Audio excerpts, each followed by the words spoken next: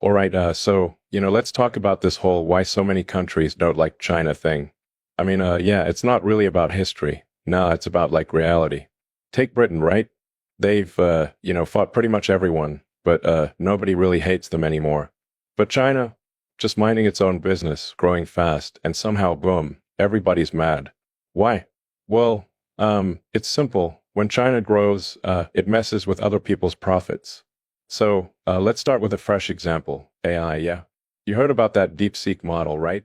Like, wow, it just blew up in days in Wall Street. Total panic mode. Microsoft, down 3.5%. Amazon, oh boy, first hour, bam, minus 0.24%. Oracle, dropped 8%. Nvidia, aha, a massive 17% crash. And get this, $589 billion in market value just poof, gone. Like the biggest one-day market wipeout ever.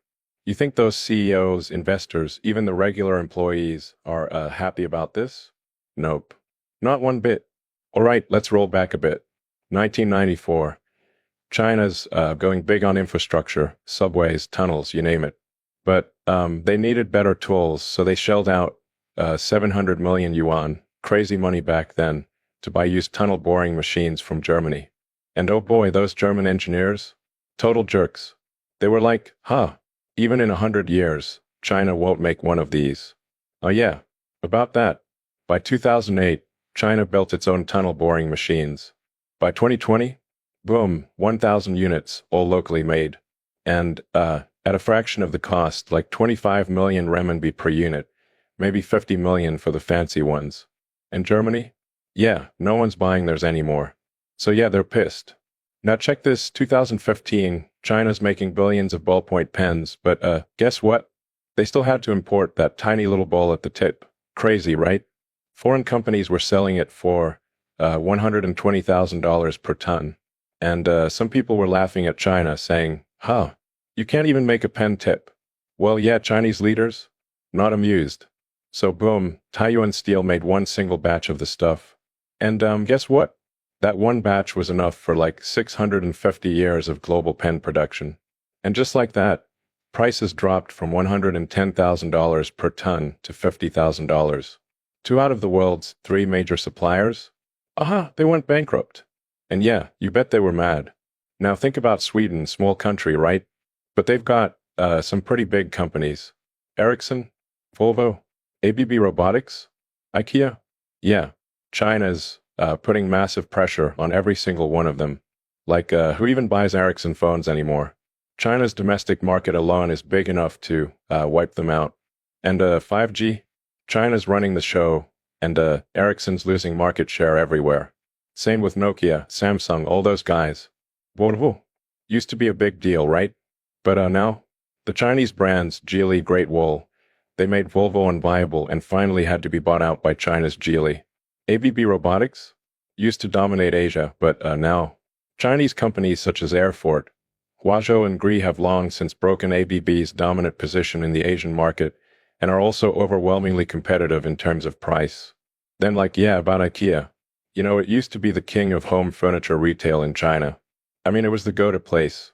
But Chinese brands like Kuan Sophia, and Chumei, they kind of just boom, took off.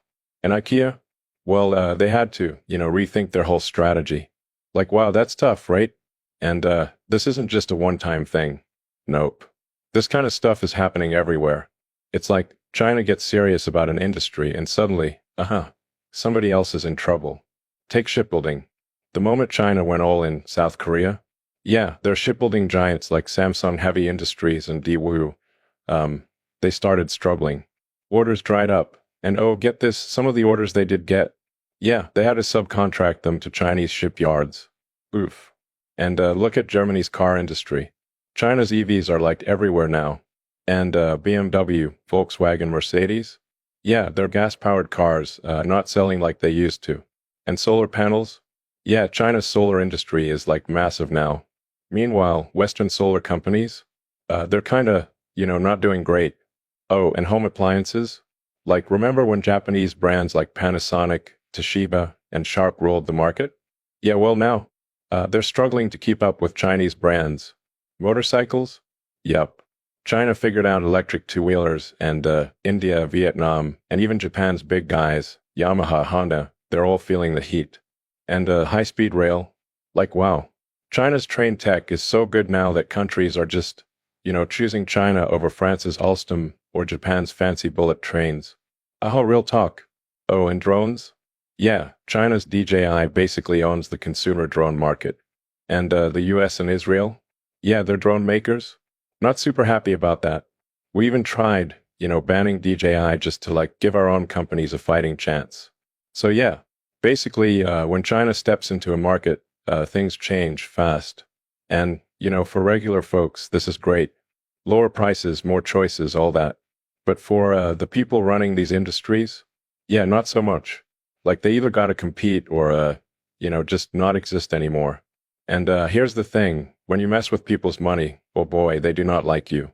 I mean, nobody wants to work harder if they don't have to, right? And before, a lot of these companies were just kind of, coasting. But now, China's making them actually try. And they hate that. That's why you don't see a lot of people hating on the UK. I mean, yeah, they used to invade everyone, but now they're just kind of there. Not a threat. So, nobody really cares. Same thing with China in the past. Back when China was weak. Nobody hated China. I mean, yeah, they bullied China, but no hate. But now China's a competitor. That's why people don't like China. Meanwhile, countries in the Middle East, South America, and Africa, yeah, they love China. Why? Because China isn't crushing their industries. They just bring in affordable products, build stuff, and don't cause problems. But at the end of the day, does it really matter if some people don't like China? Not really. What matters is strength. As far as I know, the Chinese people don't really care about this. They just want to grow stronger and live a better life. So, you don't have to like China, but it's probably not a good idea to provoke them, because the sleeping dragon has already awakened.